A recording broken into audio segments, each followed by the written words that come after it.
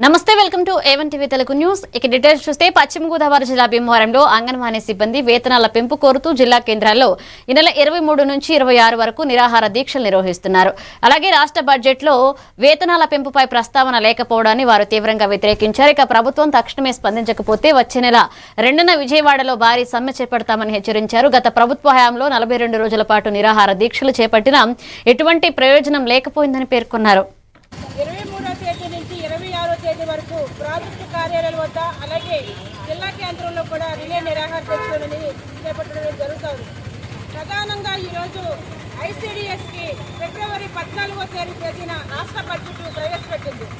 ఆ రాష్ట్ర బడ్జెట్లో అంగన్వాడీకి ఎక్కడా కూడా వేతనాలు పెంచుతున్నట్టు ఎక్కడ కూడా లేదు.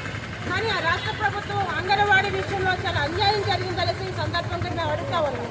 గత ప్రభుత్వ హయాంలో 42 రోజులు సమ్మె చేశాం. ఆ సమ్మె సందర్భంగా ఇప్పుడున్నటువంటి కూటమి ప్రభుత్వం ఏదైతే ఉందో ఈ నాయకులందరూ కూడా సీఎం గారు, మంత్రులు అందరూ కూడా మా టెంట్ల దగ్గరికి వచ్చి ఆడపిల్లలైన మీకు అంగన్వాడీకి చాలా అన్యాయం జరిగింది, మా ప్రభుత్వం వస్తే కనుక మీకు వేతనాలు పెంచుతాము, మీ సమస్యల పరిష్కారం చేస్తామనేసి ఆ రోజు ఇప్పుడున్నటువంటి సీఎం గారు, మంత్రులు అందరూ కూడా చెప్పారు. కానీ మరి ఇప్పుడు ఈ ప్రభుత్వం వచ్చి 19 నెలలు అవుతుంది, కానీ ఎక్కడ కూడా అంగన్వాడీలకు వేతనాలు పెంచుతున్నట్టు కానీ అంగన్వాడీ సమస్యలను పరిష్కారం చేస్తామని కానీ ఎక్కడ కూడా మాట్లాడలేదు. మరి సమాజంలో చాలా కీలకమైనటువంటి పాత్ర పోషిస్తున్నటువంటి అంగన్వాడీలకు ఈ ప్రభుత్వం అన్యాయం చేస్తుందనేసి ఈ సందర్భంగా ప్రభుత్వాన్ని అడుగుతా ఉన్నాం. మేము ఏం పాపం చేస్తామని ఈ రోజు అంగన్వాడీల గురించి ఇంత మాట కూడా జీతాలు పెంచుతున్న విషయం మాట్లాడలేదని మీ సందర్భంగా అడుగుతున్నాం. ఇప్పటికైనా ప్రభుత్వం ఆలోచన చేయాలి. అంగన్వాడీలకు కనీస వేతనం 26,000 ఇవ్వాలి. అంగన్వాడీలకు సంక్షేమ పథకాలు అమలు చేయాలి. అంగన్వాడీకి సంబంధించి నెల్లూరు జిల్లాలోని ప్రసిద్ధ పుణ్యక్షేత్రం కొండబిట్రగుంట బిలకూట క్షేత్రంలో వెలసిన శ్రీ ప్రసన్న వెంకటేశ్వర స్వామి దేవస్థాన వార్షిక బ్రహ్మోత్సవాల్లో భాగంగా గిరి ప్రదక్షిణ వైభవంగా జరిగింది.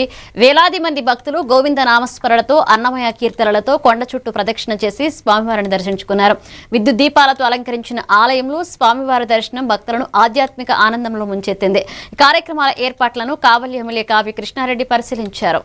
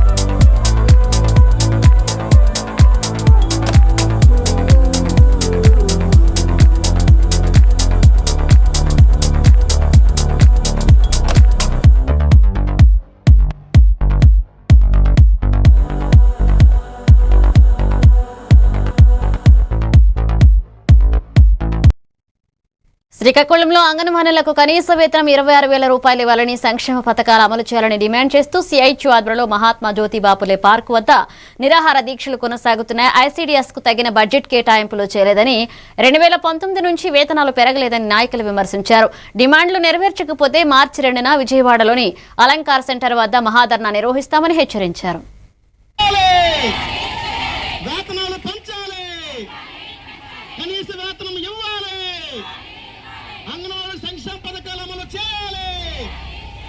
అంగన్వాడీలకు వేతనాలు పెంచాలని, ఐసీడీఎస్కు బడ్జెట్ పెంచాలని, అంగన్వాడీల సమస్యల పరిష్కారానికై నిన్న ఈరోజు శ్రీకాకుళం కలెక్టరేట్ వద్ద రాష్ట్ర వ్యాప్త పిలుపులో భాగంగా రిలే నిరాహార దీక్షలు చేపట్టడం జరిగింది. ఎందుకంటే అంగన్వాడీలకు ప్రభుత్వం గత 7 సంవత్సరాల నుంచి ₹1 వేతనం కూడా పెంచలేదు. ధరలు విపరీతంగా పెరిగినా సరే వేతనాలు పెంచకపోవడం అన్యాయం. అలాగే నిర్వహించే పరిస్థితి ఉంది. కాబట్టి అంగన్వాడీ కేంద్రాలన్నింటినీ కూడా పక్కా భవనాలు మంజూరు చేయాలని చెప్పేసి మేము ఈ సందర్భంగా తెలియజేస్తూ ఉన్నాము. అలాగే అసెంబ్లీ సమావేశంలో మా వేతనాలు పెంచాలని, రేట్లకి ఇవ్వాలని చెప్పేసి, మట్టి ఖర్చులకు ఇవ్వాల్సిన 20,000 ఇవ్వాలని చెప్పి వెంటనే విడుదల చేయాలని చెప్పి మేము కోరుతా ఉన్నాం. దేనికి 2వ తారీఖు విజయవాడలో జరిగే చెలో కార్యక్రమంలో జిల్లా నుంచి పెద్ద ఎత్తున పాల్గొంటామని చెప్పి ప్రభుత్వానికి హెచ్చరిస్తా ఉన్నాం. ఏలూరులో జనసేన పార్టీ 5వ విడత ఉద్యమి సభ్యత్వ నమోదు కార్యక్రమాన్ని ఏపీఎస్ఆర్టీసీ విజయవాడ జోనల్ చైర్మన్ నియోజకవర్గ ఇన్ఛార్జ్ రెడ్డి అప్పలనాయుడు ప్రారంభించారు. ఇక పార్టీ బలోపేతం అలాగే కార్యకర్తల సంక్షేమం కోసం సభ్యత్వ నమోదు కీలకమని పేర్కొంటూ ప్రతి కార్యకర్త ప్రజల వద్దకు వెళ్లి కార్యక్రమాన్ని విజయవంతం చేయాలని పిలుపునిచ్చారు. రాష్ట్ర అభివృద్ధి దిశగా పవన్ కళ్యాణ్ దృఢ సంకల్పంతో ముందుకు సాగుతున్నారని ఆయన అన్నారు. ఈ కార్యక్రమంలో రాష్ట్ర కమ్మ కార్పొరేషన్ డైరెక్టర్ కావూరి వాణిశ్రీ, నగర గౌరవ అధ్యక్షులు నగిరెడ్డి కాశీ నగేష్, నగరాధ్యక్షులు వీరంకి పండు, నాయకులు రెడ్డి శంకర్ పాల్గొన్నారు. కుటుంబాన్ని ఆదుకోవాలన్నటువంటి ఆలోచనతోనే ఈ యొక్క రుసుముసులు చేయడం జరుగుతూ ఉంది.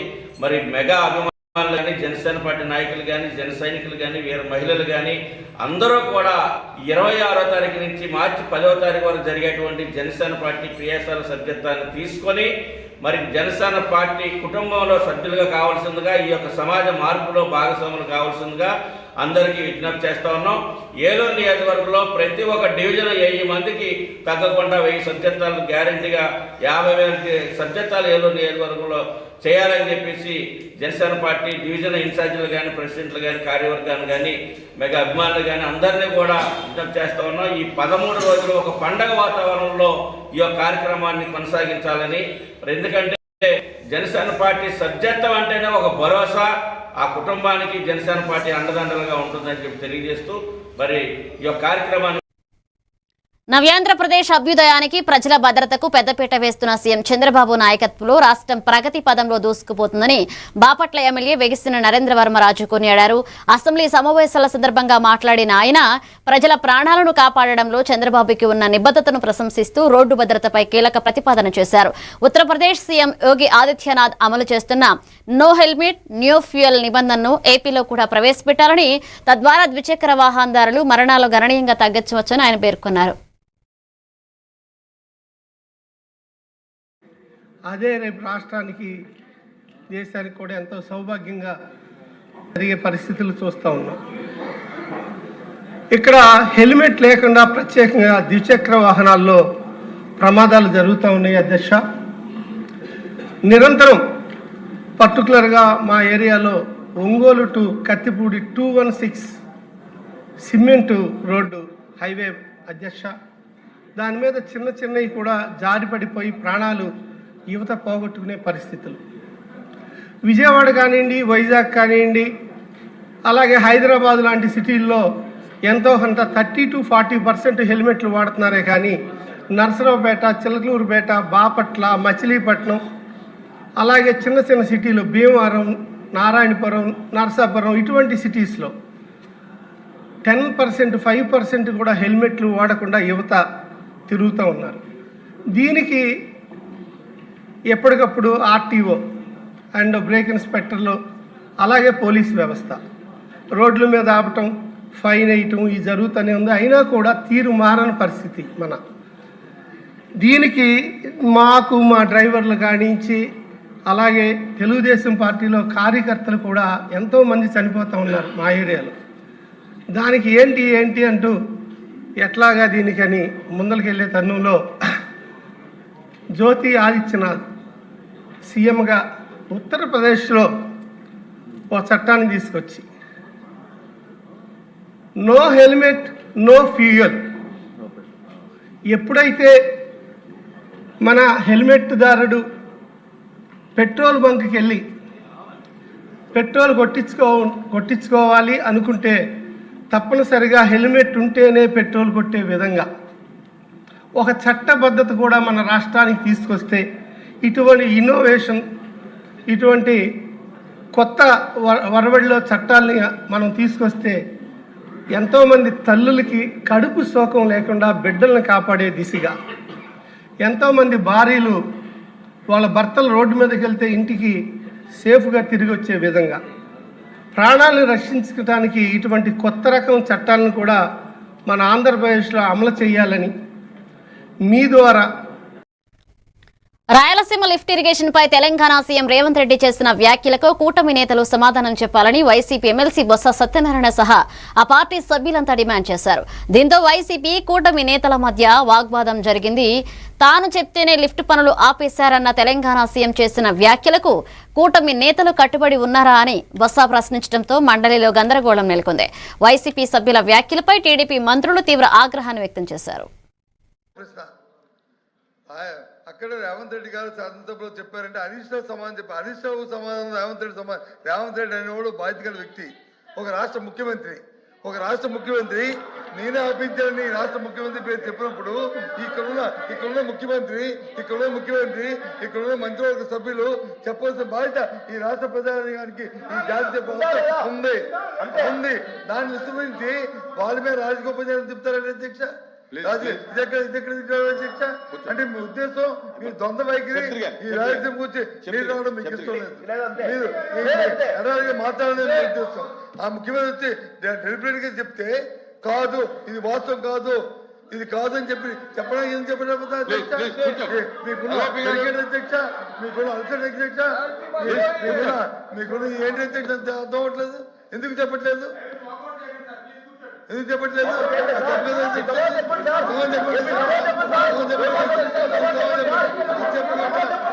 చెప్తారు అధ్యక్ష. సూటిగా సమాధానం చెప్పండి. ఎస్ సార్ నో, అంతే. Yes sir no.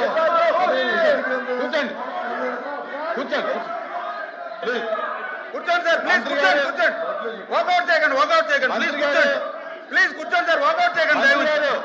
ఏదైతే ఈవేళ సార్ ఇప్పుడు వాళ్ళు అడిగిన దానికే నేను సమాధానం చెప్తూ ఉన్నా.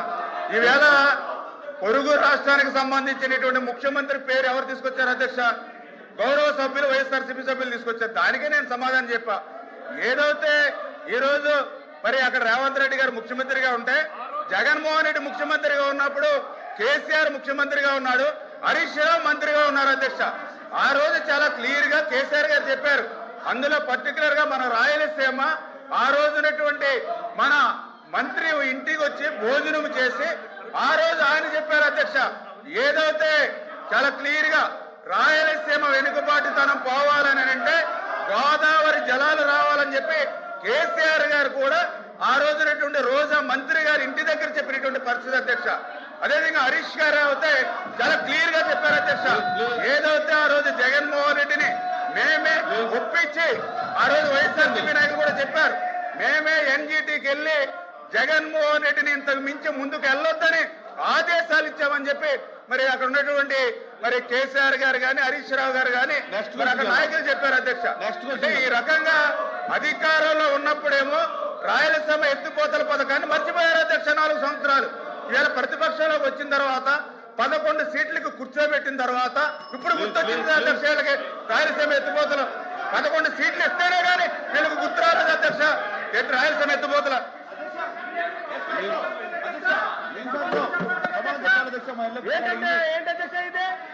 నెక్స్ట్ క్వశ్చన్కి వెళ్దాం.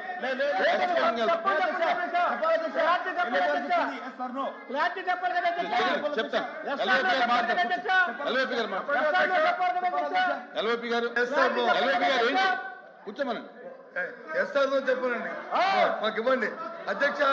మేము సూటుగా అడుగుతున్నాం. రాయలసీమ ఏదైతే తెలంగాణ ముఖ్యమంత్రికి సభలో చెప్పాడో ఆ ముఖ్యమంత్రి మేము హరీష్ రావు చెప్పిన దానికి హరీష్ రావు మేము ఖండిస్తున్నాం కాదని అంటున్నాం. మీరు కూడా అది చెప్పండి, ఆ మాటని మేము చెప్తున్నాం, ఖండిస్తున్నాం. చెప్పింది రాజకీయ కోసం చెప్పారు, అది వాస్తవం కూర్చోండి చెప్తున్నాం. ఆ విషయం ఎందుకు చెప్పలేదు? అది కాదు అధ్యక్ష, చెప్పాలి అధ్యక్ష. రాజగోపాల్ చెప్పడం కాదు,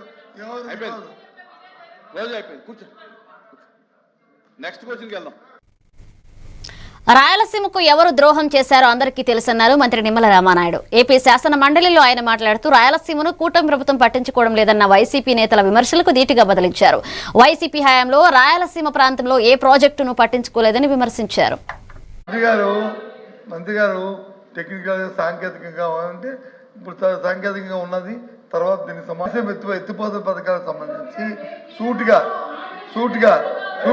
ఇందాక కూడా ఇప్పుడు కూడా అడుగుతున్నాం. ఏదైతే ఇది ప్రధానం, ఎందుకంటే రాష్ట్రంలో అందరికి కావాల్సింది ఈ విషయం. అంతేగాని రాజకీయ అవసరాల కోసం కాదు. ఎవరైతే శాసనసభ సాక్షిగా తెలంగాణ ముఖ్యమంత్రి రేవంత్ రెడ్డి గారు ఏదైతే అంశాన్ని లేవనెత్తారో, రాయలసీమ ఎత్తులపోత పథకాన్ని నేను చెప్తేనే చంద్రబాబు నాయుడు ఆపారన్నారు. అది వాస్తవా కాదా? అది వాస్తవా కాదా? అది వాస్తవేదో అవుతుందని చెప్పండి. వాస్తవేదో అవుతుంది. ఒకటి. రెండు గౌరవ మంత్రి గారిని మీ ద్వారా అడుగుతున్నాం. ఈ పథకాన్ని మళ్ళీ ఎప్పుడులో ప్రారంభించి ఎప్పుడులో పూర్తి చేస్తారో దయచేసి మీరు సమాధానం ఉంటే చెప్పండి, లేకపోతే సమాధానం పంపించండి. అది ఈ రెండు కోసం ఎందుకండి నేను అడుగుతున్నా. అది నాకు కావాల్సింది. రాయలసీమలో ఎవరైతే తెలంగాణ ముఖ్యమంత్రి రేవంత్ రెడ్డి గారు శాసనసభ సాక్షిగా చంద్రబాబు నాయుడు గారు నాకున్న సన్నిహితులతో స్నేహంతో దీన్ని ఆపుకున్నానని చెప్పారో అది వాస్తవమా కాదా? అది ముందు చెప్పండి. రెండోది ఎప్పుడు ప్రారంభిస్తారు, ఎప్పుడు? ఎందుకంటే ఆయనే చెప్పారు అధ్యక్ష, ఆయనే చెప్పారు. ఎవరు జగన్మోహన్ హయాంలో వచ్చి ఎంత సాయం చేశారు, ఎంత ఖర్చు పెట్టారు, ఇన్ని ట్రిబ్యునల్ వచ్చి వినండి. మరి వినండి, చెప్తానండి, చెప్తాను. నేను చెప్పకపోతే తప్ప అది ఓపిక చెప్తారుగా. ఆయన వచ్చి ట్రిబ్యునల్ వచ్చి ఆయన ఫైన్ వేసింది, ఆయన వచ్చి ఆపారు, ఇవన్నీ చెప్పారు. అంటే అప్పుడున్న ప్రభుత్వం ఎన్ని అడ్డంకులు వచ్చినా, ఎన్ని ట్రిబ్యునల్ గొడవలు వచ్చినా, ఏదైనా ఆ ఇంట్రెస్ట్తో పని చేయాలన్న తపంతోనే ఆయన కార్యక్రమం చేశారు. కానీ ఆ ముఖ్యమంత్రి వచ్చి ఈ ముఖ్యమంత్రి గారిని ఆపాదిస్తూ మా ఎదుర్కొన్న సేవ అనుబంధాలతో ఈ కార్యక్రమం ఆపాలని చెప్పాడు. దయచేసి దానికి వివరణ ఇవ్వాల్సిందిగా మంత్రి గారు ఉంటే సమాధానం చెప్పండి, లేకపోతే తర్వాత చెప్తానని చెప్పాలండి. కానీ అడుగుతుంది అది. ప్లీజ్ మంత్రి గారు. ధన్యవాదాలు అధ్యక్ష. ఇప్పుడు గౌరవ సభ్యులు అడిగినటువంటి ప్రశ్నకు ఎంత సమయమైనా సరే మేము చర్చించడానికి సిద్ధంగా ఉన్నాం. రైట్ ప్లాట్ఫామ్ మీద రమ్మన్నాం. ఆల్రెడీ నిన్న రేపు కూడా దీనికి షార్ట్ డిస్కషన్ కూడా ఉంది. వాళ్ళు వాకౌట్ చేయకుండా ధైర్యంగా వచ్చి కూర్చోమని చెప్పండి. ధైర్యంగా వాస్తవాలు విని ఓపుకుండి సమాధానం వినేంత వరకు ఉండమని బొత్స సత్యనారాయణ గారిని మీ ద్వారా కూడా రిక్వెస్ట్ చేస్తున్నాం. రేపు వాకౌట్ చేయకుండా లాస్ట్ వరకు ఉండమని చెప్పేసి అడుగుతున్నాం. కమిట్మెంట్ అడుగుతున్నాం. నెంబర్ 1. నెంబర్ 2, నేను చెప్పింది ఏంటంటే ఏదైతే ఈ క్వశ్చన్ నేననే కాదు, నిన్న మా అధికారులు కూడా అంతా కూడా ఈ క్వశ్చన్ మేము కూడా చూసాం. ఏదైతే రాయలసీమ ఎత్తిపోతల పథకం గురించి ఇంతకుముందు మాట్లాడారో దాని మీద నేను క్లారిటీ ఇచ్చాను. ఈ క్వశ్చన్లో ఇతర రాయలసీమ ఎత్తిపోతల పథకాలు అంటే రాయలసీమలో ఉన్నటువంటి లిఫ్ట్ ఇరిగేషన్స్ ఏవైతే ఉన్నాయో అవన్నీ ఇందులో వస్తున్నాయనేటువంటిది మాకు ఇచ్చినటువంటి ఆన్సర్. ఓకే. ఇప్పుడు కాకపోతే గౌరవ సభ్యులు రాయలసీమ ఎత్తిపోతల పథకం గురించే మేము ఇందులో అడిగామని చెప్తున్నారు కాబట్టి ఖచ్చితంగా దాని గురించి కూడా నేను వాళ్ళకి ఇందాక నేను చెప్పింది సరిగ్గా వాళ్ళకి గలాటా వాళ్ళు సరిగ్గా అర్థమైనట్టుగా లేదు. అందుచేత రెండవసారి మళ్ళీ వాళ్ళకి చెప్పదలుచుకున్నా. ఏదైతే చాలా క్లియర్ గా అలాగే అధ్యక్ష. ఇప్పుడు ఏదైతే గౌరవ సభ్యులు అడిగారు అధ్యక్ష గారు మాట్లాడారు. ఏదైతే పొరుగు రాష్ట్రంలో ఉన్నటువంటి అదే ఒక నిమిషం ప్లీజ్ సార్ గౌరవ సభ్యులు బొత్స సత్యనారాయణ గారు మాట్లాడారు. నేను ఆన్సర్ చెప్తాను అధ్యక్ష. గౌరవ సభ్యులు బొత్స సత్యనారాయణ మాట చెప్పారు. ఏదైతే అక్కడ ముఖ్యమంత్రి రేవంత్ రెడ్డి గారు మాట్లాడారు అని చెప్పారు. మరి అదే రోజు అక్కడ ఉన్నటువంటి హరీష్ రావు గారు కూడా మాట్లాడారు. ఆ రోజు 2020 సంవత్సరంలో ఎన్జీటీకి మేము వెళ్ళి రాయలసీమ ఎత్తిపోతల పథకాన్ని ఆపాము. ఆపడమే కాదు, హరీష్ రావు గారు కానీ అదే ఇంకా అక్కడ ఉన్నటువంటి టీఆర్ఎస్ నాయకులు కూడా చెప్పారు అధ్యక్ష. ఏదైతే ఆ రోజు జగన్మోహన్ రెడ్డి గారితో మేము మాట్లాడాము, దీని మీద ఇంత మించి వెళ్ళకు, నీకు ఆ రాయలసీమ ఎత్తిపోతల పథకం పేరు చెప్పి నీకు ఏం కావాలో అవి నెరవేర్చుకో, నీళ్లు మాత్రం అడక్కని చెప్పి మేము అడిగాం. ఆ రోజే మేము నిలిపివేసామని చెప్పేసి అక్కడ టీఆర్ఎస్ నాయకులు మాట్లాడుతున్నారు అధ్యక్ష. అంటే నేనేం చెప్తున్నానంటే పొరుగు రాష్ట్రంలో వాళ్ళ రాజకీయ లబ్ధి కోసం వాళ్ళు మాట్లాడతారు. ఇక్కడ వాస్తవాలు ఏంటనేది మనం అంగీకరించవలసిన అవసరం ఉంది. నేను చాలా క్లియర్ గా చెప్పాం. మరి బొత్స సత్యనారాయణ గారు సీనియర్ మంత్రి అయినా ఆయన కూడా 2020లో జగన్మోహన్ రెడ్డి చంద్రబాబు నాయుడు గారు ఎన్జీటీ దానికి స్టే ఆర్డర్ ఇచ్చినప్పుడు అక్కడ ఏదైతే దాని మీద 2.6 కోట్ల రూపాయలు పెనాల్టీ విధి కొత్త తరం రాజకీయాలకు నాంది పలకాలి అని జన సైనికులకు, వీర మహిళలకు, అభిమానులకు అందరికీ జనసేన అధినేత సభ్యత్వ కార్యక్రమాన్ని ప్రారంభించారని బాపట్ల నియోజకవర్గ జనసేన పార్టీ సమన్వయకర్త నామన శివనారాయణ అన్నారు. తన కార్యాలయంలో జరిగిన విలేకరుల సమావేశంలో మాట్లాడుతూ నియోజకవర్గంలోని ప్రతి గ్రామం, వార్డులో పర్యటించి స్థానిక నాయకులను కలుపుకుని సభ్యత్వ నమోదు ప్రక్రియను పూర్తి చేస్తున్నామన్నారు. ఇక నియోజకవర్గం మొత్తం మీద 78 మంది వాలంటీర్లను నియమించడం జరిగిందన్నారు. ఈసారి సభ్యత్వ నమోదును మరింత వేగవంతం చేయడానికి ప్రత్యేకంగా సాధకులను నియమించారని అన్నారు. గత సంవత్సరం బాపట్లో కూడా 3,376 సభ్యత్వాలు క్రియాశీల సభ్యత్వం నమోదు చేశాము. దీనిలో భాగంగా ఈరోజు బాపట్ల నియోజకవర్గంలో బాపట్ల నియోజకవర్గ జనసేన పార్టీ కార్యాలయం నుండి ఈ ఉద్యమి సభ్యత్వ ప్రారంభం కార్యక్రమం నిర్వహించబడుతుంది.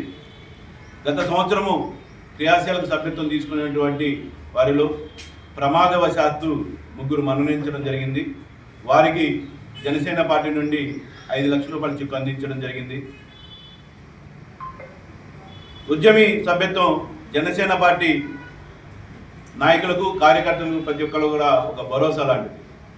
పవన్ కళ్యాణ్ గారు ముందు చూపుతూనే 5 సంవత్సరాల క్రితము దేశంలో ఆ రోజు ఎక్కడ లేని విధంగా కార్యకర్తలకు రాజ్యసభ ఎన్నికల నగారా మోగింది. మహారాష్ట్ర, పశ్చిమ బెంగాల్, బీహార్ సహా 10 రాష్ట్రాల్లో ఖాళీ అవుతున్న 37 రాజ్యసభ స్థానాలకు కేంద్ర ఎన్నికల సంఘం గురువారం నోటిఫికేషన్ విడుదల చేయడంతో నామినేషన్ల పర్వం మొదలైంది. ఇక నేటి నుంచి మార్చి 5వ తేదీ వరకు అభ్యర్థులు తమ నామినేషన్లను దాఖలు చేయవచ్చు. ఒకవేళ నిర్ణీత స్థానాల కంటే ఎక్కువ మంది అభ్యర్థులు బరిలో నిలిస్తే మార్చి 16న ఉదయం 9 గంటల నుంచి సాయంత్రం 5 గంటల వరకు పోలింగ్ నిర్వహించి అదే రోజు రాత్రి ఫలితాలను వెల్లడిస్తారు. ఇక ఏప్రిల్ నెలలో పదవీకాలం ముగియనున్న సభ్యుల స్థానాల్లో ఎన్నికలు జరుగుతుండటంతో ఎన్డీఏ కూటమి తన బలాన్ని పెంచుకునే దిశగా అడుగులు వేస్తుంది. ఇక మహారాష్ట్రలో 7, తమిళనాడులో 6, బీహార్ అలాగే వెస్ట్ బెంగాల్లో 5, ఒడిశాలో 4, అస్సాంలో 3, తెలంగాణ, ఛత్తీస్గఢ్, హర్యానాలో 2, హిమాచల్ ప్రదేశ్లో 1 సీటుకు ఎన్నికలు జరగనున్నాయి.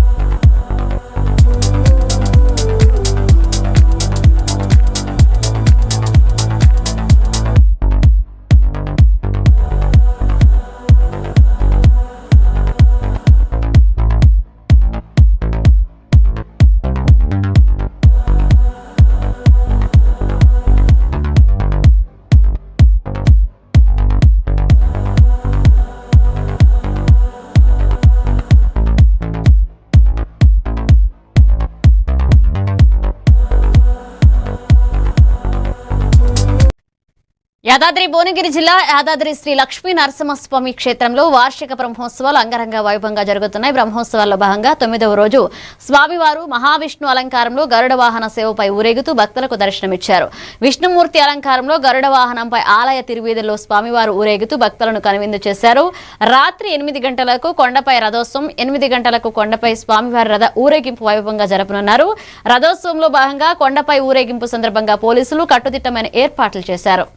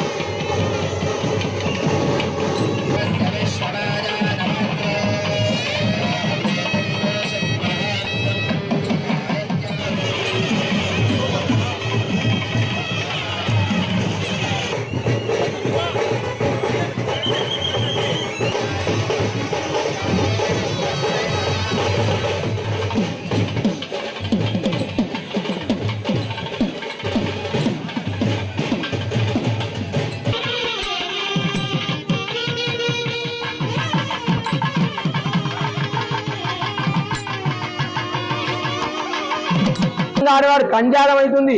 అందుగురించే గరుడ ధ్వజపటం ఎగిరేసినాడు. గరుడ ముద్దను తీసుకోవడానికి ప్రాముఖ్యత. గరుడ ముద్దను కనుక స్వీకరించినట్టయితే శరీరంలో ఉన్నటువంటి కల్మషాలు నశిస్తాయి, రోగాలు నశిస్తాయి, సంతానం కలుగుతుంది. కాబట్టి ఈరోజు మనం అందరం కూడా ఇది ఆఖరి వాహనం, బ్రహ్మోత్సవ ఫలం కలుగుతుంది. బ్రహ్మోత్సవంలో సేవించిన అన్ని వాహన సేవల యొక్క ప్రతిఫలమే ఈ గరుడ వాహనం రూటు నుండి లక్ష్మీ నృసింహస్వామి వారి యొక్క దర్శనం. అందరికి కూడా ఆ గరుడ వాహనారూఢైనటువంటి లక్ష్మీ నృసింహస్వామి వారి యొక్క పరిపూర్ణ అనుగ్రహము కలుగుగాక, అందరి మనస్సులో ఉన్నటువంటి కోరికలన్నీ కూడా నెరవేరుగాక అని. విశాఖ జిల్లా భీమిలి నియోజకవర్గం జనసేన పార్టీ అధ్యక్షులు ఉప ముఖ్యమంత్రి పవన్ కళ్యాణ్ ఆదేశాల మేరకు నియోజకవర్గ జనసేన పార్టీ ఇన్ఛార్జ్ పంచకర్ల నాగసందీప్ సూచనతో జనసేన పార్టీ కమిటీ సమావేశ అధ్యక్షులు నక్కా శ్రీధర్ ఆధ్వర్యంలో జనసేన పార్టీ క్రియాశీలక సభ్యత్వ నమోదు కార్యక్రమంపై 16 పంచాయతీల అభివృద్ధి కార్యక్రమాల కొరకు చర్చించడం జరిగింది. ఈ కార్యక్రమంలో మండల నాయకులు, పంచాయతీ నాయకులు పాల్గొన్నారు.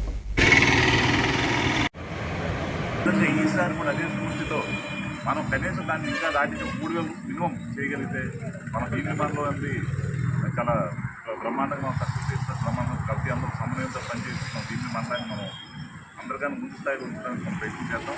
సో వీళ్ళందరూ కూడా అదే సపోర్ట్ చేస్తామని కోరుకుంటున్నాం.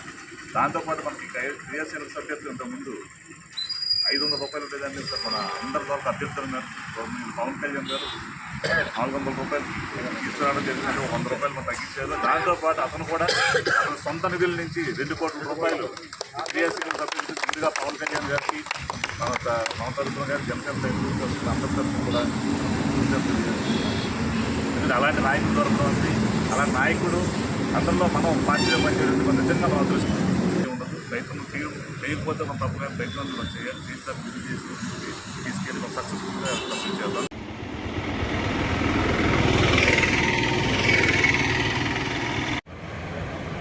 ఈసారి కూడా అదే స్ఫూర్తితో మనం కనీసం దాన్ని ఇంకా దాటి.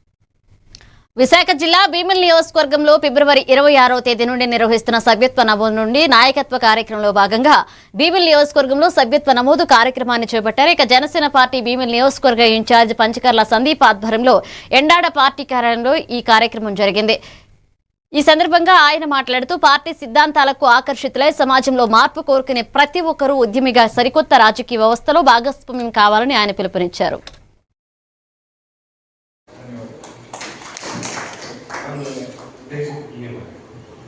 మనందరినీ కూడా ఉద్దేశించి మనం అందరం కూడా కలిసి ఈ క్రియాశీల సభ్యత్వానికి సంబంధించిన సాధకులుగా మీరు ఎవరైతే ఉన్నారో అందరికీ నమస్కారం తెలియజేసుకుంటున్నాను. మనకి పవన్ కళ్యాణ్ గారి ఎవరైతే జన సైనికులు కానీ వీర మహిళలు కానీ వీళ్ళందరిపైన ప్రేమ అభిమానం చెప్పిందే ఈ జనసేన పార్టీ ఉద్యమి సభ్యత నమోదు కార్యక్రమం. మీరు తీసుకుంటే కనుక పవన్ కళ్యాణ్ గారు కేవలం కార్యకర్తలకు సంబంధించి వాళ్ళ ప్రేమాభిమానాలు, వాళ్ళ పైన ఉన్న అభిమానం వాళ్ళ సొంతలాగా భావించి ఏ ఇంట్లో కష్టం వచ్చినా కూడా పెద్ద కొడుకుగానే ఉండాలి కార్యకర్తల కోసం అని చెప్పి ఆయన ఆలోచించి ఒక ఇన్సూరెన్స్ బీమాతో కలిసిన జనసేన పార్టీ సభ్యత్వ నమోదు కార్యక్రమాన్ని ఆయన గత 2020 ఆయన ప్రవేశపెట్టడం జరిగింది. ఆనాటి నుంచి ఈ రోజు వరకు కూడా గడిచిన 4 దఫాలుగా జరిగిన ఈ సభ్యత్వ నమోదు కార్యక్రమంలో కర్నూలు జిల్లా ఆదోనిలో 10వ తరగతి విద్యార్థుల జీవితంలో ఇది తొలి మెట్టు లాంటిదని జ్యోతిర్మయి విద్యాసంస్థల అధినేత Muralibabu, Sasa nursing home doctor Kiran Kumar పేర్కొన్నారు. గురువారం స్టూడెంట్స్ ఫెడరేషన్ ఆఫ్ ఇండియా ఆధ్వర్యంలో 10వ తరగతి విద్యార్థులకు నిర్వహించిన మోడల్ టెస్టులో ప్రతిభ కనబరిచిన విద్యార్థులకు బహుమతులు ప్రదానం చేశారు. ఈ కార్యక్రమానికి ముఖ్య అతిథులుగా మురళీబాబు, డాక్టర్ కిరణ్ కుమార్, యూటీఎఫ్ జిల్లా నాయకులు సునీల్ రాజ్ పాల్గొన్నారు. ఈరోజు స్టేట్ వైడ్ ఎస్ఎఫ్ఐ వాళ్ళు నిర్వహించినటువంటి మోడల్ టెస్ట్లో మంచి మార్కులు తెచ్చుకొని అభినందన సభను నిర్వహించినటువంటి ఎస్ఎఫ్ఐ స్టూడెంట్ లీడర్స్కి అందరికీ నా యొక్క అభినందన తెలియజేసుకుంటున్నాను. ఈ యొక్క కార్యక్రమం నిర్వహించడం ద్వారా ఎస్ఎఫ్ఐ అంటే ఒక పోరాటాలే కాదు, చదువును కూడా ప్రోత్సహిస్తుందని ఈ స్టూడెంట్స్ లీడర్స్ చెప్పడం వల్ల చాలా అభినందంగా ఉంది. అలాగే ఇట్లాంటి కార్యక్రమాలు ఎస్ఎఫ్ఐ వాళ్ళు ఇంకా ఎన్నో చేయాలని, స్టూడెంట్స్ని ప్రోత్సహించాలని, ఇట్లా ఎగ్జామ్స్ మరిన్ని కండక్ట్ చేయాలని, అంటే స్కూల్ లెవెల్లే కాకుండా ఇంటర్మీడియట్, డిగ్రీ లెవెల్లో కూడా ఇట్లాంటి ఎన్నో ఎగ్జామ్స్, కాంపిటేటివ్ ఎగ్జామ్స్ కండక్ట్ చేసి స్టూడెంట్స్ ప్రోత్సహించాలని, అలాగే రీసెర్చ్ వైపు కూడా ఇంట్రెస్ట్ ఉన్న వాళ్ళ వైపున వాళ్ళకి పేద విద్యార్థులకి వీళ్ళు కొద్దిగా ప్రోత్సహించాలని కోరుకుంటున్నాము. అట్లాంటి కార్యక్రమాలు కూడా చేపడతారని నేను అనుకుంటున్నాను. పేరు జీ శాంతి ఇది నేను నేషనల్ స్కూల్లో చదువుతున్నాను. మాకు ఇంతకుముందు SFI వాళ్ళు ఒక ఎగ్జామ్ పెట్టారు. అది 1 మార్క్ కోసం పెట్టారు. మాకు పబ్లిక్లో ఇది చాలా యూజ్ అవుతుందని అనిపించింది. ఆ ఎగ్జామ్ రాసిన తర్వాత నాకు టౌన్లో 2nd ప్రైజ్ వచ్చింది. ఇవి బులెటిన్ అప్డేట్స్. కీప్ వాచింగ్ ఏవంటివి తెలుగు న్యూస్.